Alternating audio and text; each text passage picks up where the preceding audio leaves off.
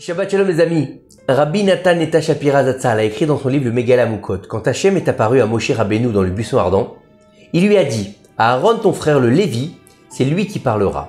Dans ce verset, Hachem a laissé entendre à Moshe que son frère Aaron le Kohen se réincarnera en Lévi dans les générations futures.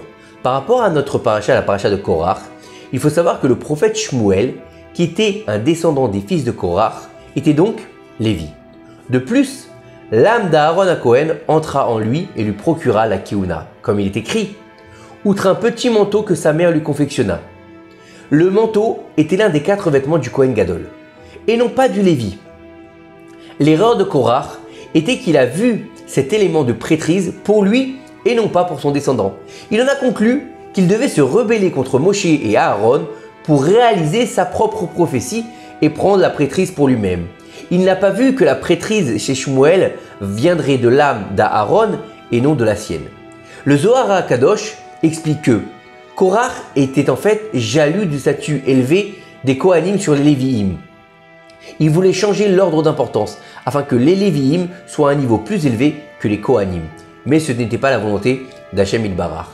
L'âme d'un Kohen est enracinée dans la tribu du Chesed, alors que l'âme d'un Lévi dans la tribu de Gevura. Le chesed doit toujours être au-dessus de la gvura, oui, toujours la bonté au-dessus de la rigueur. C'est l'élément de bonté qui doit régner dans ce monde. C'est pour cette raison que le statut du Kohen est supérieur à celui du Lévi. De sorte que le Lévi se soumet au Kohen, reflétant ainsi ce qui se passe dans les mondes célestes. Car c'est par la bonté que le monde se maintient.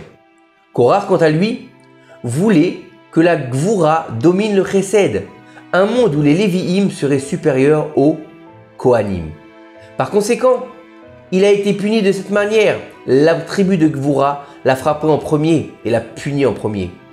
Dans tous les domaines de la vie, un homme doit accorder la priorité à la gentillesse plutôt qu'à la sévérité.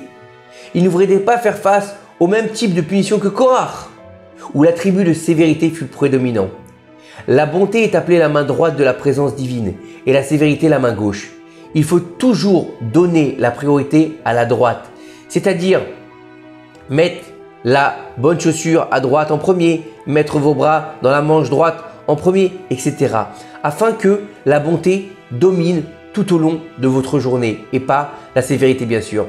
Et de ces quelques paroles de Torah, on peut comprendre et on peut apprendre qu'il est important de laisser se dominer par la bonté afin d'être bon nous-mêmes et de faire refléter cette bonté sur les autres. Et bien sûr, les vases communicants, ça marche et ça aide à développer la bonté dans le monde entier. Shabbat Shalom ou Mevorach, à très bientôt les amis. Shabbat Shalom.